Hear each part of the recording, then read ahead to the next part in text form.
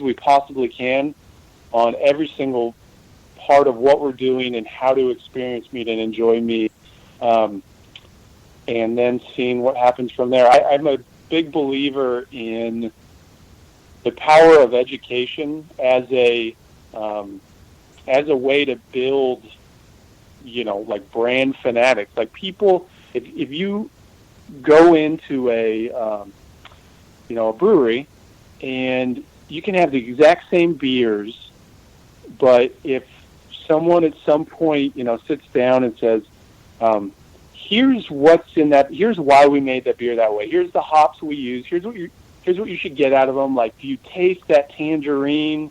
Yeah, that's from this hop, and we use this grain bill. And even if you know everything or you don't know anything, I've always found that experience of being educated on that will make whatever you're drinking taste 100 times better. There's just a connection there. And so I guess that's our business philosophy, is we just want to, in everything we do, we want to make world-class mead. And we think that we will, but we don't want to leave it up to the mead to do all the work, especially because a lot of people just don't know how to experience it. So we want to build in as much education and openness into everything during the process, from the time they walk into the door to the time they leave, to after, following up through email. And I guess that's kind of our approach. I don't know if I answered that question, but that's a really cool approach. It is a really cool approach, yeah. And I mean, that's what I love to see, that, because again, that goes to the whole, raise the mead bar, make better mead, make happier people, and just raise the bar. Keep letting them know what it is that can be done. And yeah, and I think, I mean, obviously craft beer is going crazy, but I think there are a lot of missed opportunities. Yeah, it's getting a little saturated, but I think there's a lot of missed opportunities with craft brewers. I see it all the time in San Diego, where it's almost as if they make amazing beer and they expect everyone that walks in to know and appreciate the amazing beer. And craft beer is so big now. You have all these people that are, just started drinking it in the last 5 years. Don't expect that they know what they're drinking and how to appreciate it. And the breweries that do it right and really try and educate people on, here's even if you don't like it, here is the story behind this beer. I like that. You just have more of a connection, and you value that experience more. And at the end of the day, it's not about your product; it's about the experience, right? So yeah. Well, look at Dogfish Head. Perfect example. Yeah. Of what can be done if you just tell that story. I like the idea. When you were talking about this, in my head, I'm thinking meaducation classes. Where people come in to a tasting spread and they get meaducated. And learn what it is. What is mead? No, it's not wine. No, it's not beer. It's mead, and here's why. So here are the things that you can look for. Here are the things that are good. Here are the things that are bad. This is what you're tasting. Exactly. Yeah. Hey, that's really neat. Yeah, we'll have to build one of those for the next AMMA Mead conference, Billy. Meaducation. Yeah, so that's probably our biggest focus, because it's not easy. We're like, I'm going to talk about this in the conference in my presentation. Give them a taste, Billy. Okay, guys, this is a teaser for the American Mead Maker Conference on March 8th in Broomfield, Colorado. Go, Billy. Hey, it works, right? Billy's going to be speaking there. We want to fill the room. Yeah. So, everyone knows Melavino and Sergio, and a lot of people know his story, but I don't know that everyone really stops and thinks why he's been able to be so successful.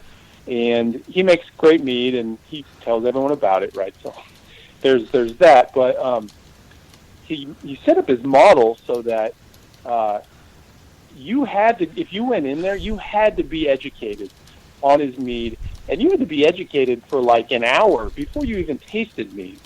So by the time you're ready to try his product, you bought in. Like, you know why what mead is all about. The honey he uses, his approach, his whole, meadery story, and then on the specific meads, you know what he's trying to do, what makes him different than other meads. And then you taste it, that's a way different experience than going in and going up to the bar and saying, that orange blossom mead sounds good, I'll have that, and not knowing anything about it. So now you don't have to do the way what Sergio did, where everything is based on a tour and tasting. But one of the things I'm going to emphasize is find ways to integrate it into the experience, even if you just have, like what I'm going to do, just open tasting room hours. I mean, most people have that, and you can't sit down with everyone. But if you keep that on the front of your mind, there are ways in communication points along the way that you can use to educate people and tell them your story, get them hooked, and honestly, that's he makes good stuff, but there's other meaderies making good stuff too that haven't seen the same growth. So there are reasons he has such a following, and in New Jersey of all places, I think there's a lot to be said for that model, and then picking things out of that and implementing into your own model. And so I'm going to try and use a bunch of case studies. He's one of them, but I guess that was the one that came up. Joel is over there going, dang. He says you have a really great mind for this.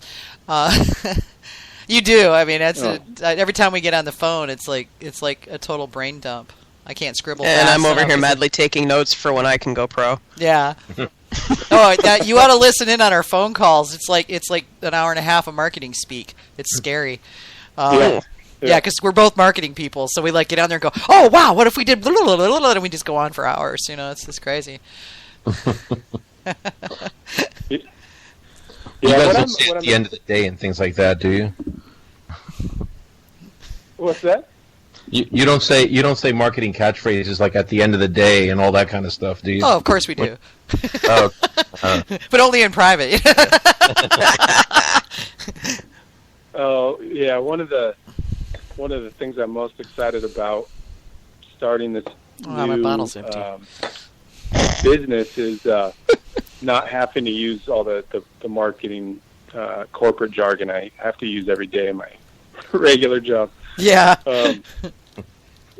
But one of the things I'm actually excited to share with the group, because I think a lot of people think marketing and sales,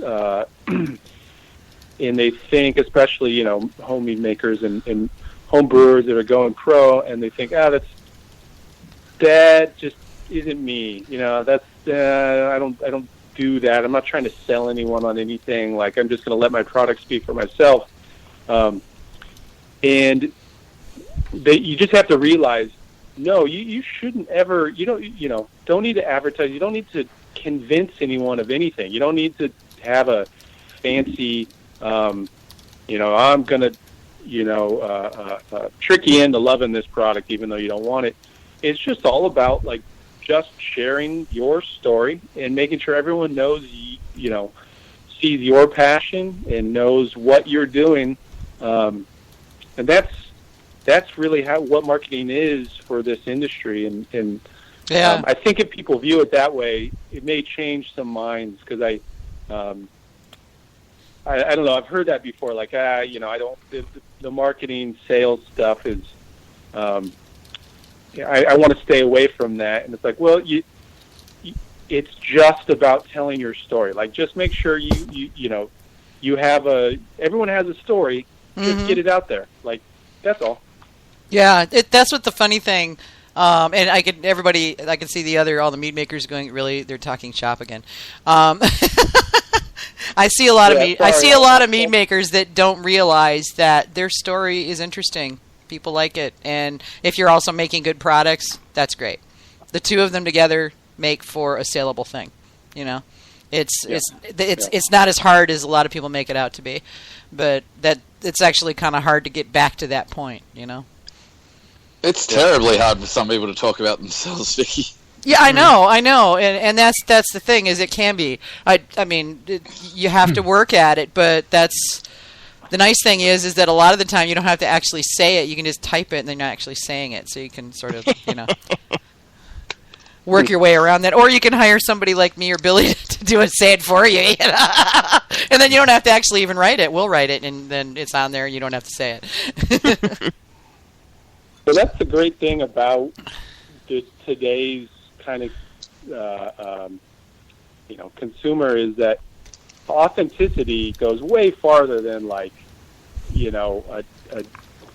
slick person articulating everything perfectly and saying the right message. Like, even if you are totally uncomfortable talking about your own story, but you just still share as much as you can in ways that you are comfortable, and even if it's not perfect, people love authenticity because that's what we connect with. If you're real, be real. Don't worry. Yeah. I mean, the neat thing is about meaderies, and this is something that I've noticed, is that it's a very friendly world. So what do you look for when you want a friend? You look for a genuine person. Yep. If they're selling themselves to you, then that's probably, not going to be the first place you go there. And if there's this guy goes, yeah, I make this stuff, you should come try it. I'd love to meet you. Yeah. For anyone out there who isn't getting Golden Coast Meads newsletter, I just would recommend sign up, and they're great at it. I mean, Frank is just hilarious. Oh, he is. He's great. He's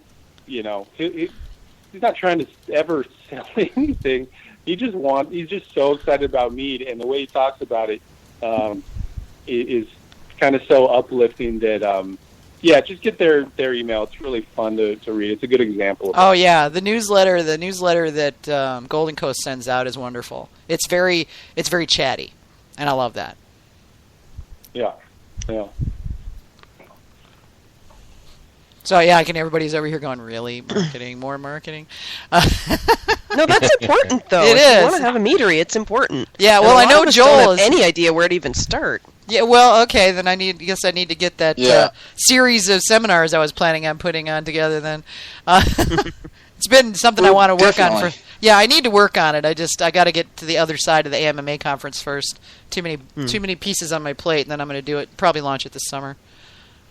You need a really good product for word of mouth to work, but to get someone to actually try your product, you need really good marketing to begin with. Well, no, yes and no. You do and you don't. I mean, the digital world has given us access to things that never would have been within our reach even 10 years ago. And, I look back on the marketing that I was doing back before the internet was the thing, and what we had to go through and the hoops we had to jump through to reach people was stunning.